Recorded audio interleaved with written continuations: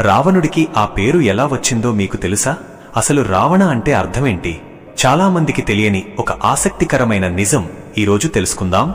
రావణుడు శివుడికి పరమభక్తుడు. ఒకసారి అతను శివుడిని ఎలాగైనా లంకకు తీసుకువెళ్లాలని నిర్ణయించుకున్నాడు. భక్తితోనో గర్వంతోనో తెలీదు కాని ఏకంగా కైలాస పర్వతాన్నే తన చేతులతో ఎత్తేశాడు. కాని ఇక్కడే అసలైన ట్విస్ట్ ఉంది. రావణుడి అహంకారాన్ని అణచడానికి శివుడు తన కాలి బొటనవేలితో పర్వతాన్ని సున్నితంగా నొక్కాడు.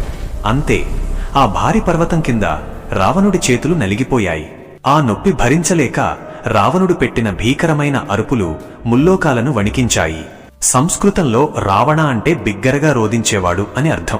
అతని ఆ భీకరమైన రోదనను చూసి సాక్షాత్తు శివయ్యే అతనికి రావణుడు అని పేరు పెట్టాడు. ఆ సమయంలోనే తన తప్పు తెలుసుకున్న రావణుడు శివుడిని ప్రసన్నం చేసుకోవడానికి రావణ తాండవ స్తోత్రం రచించాడు.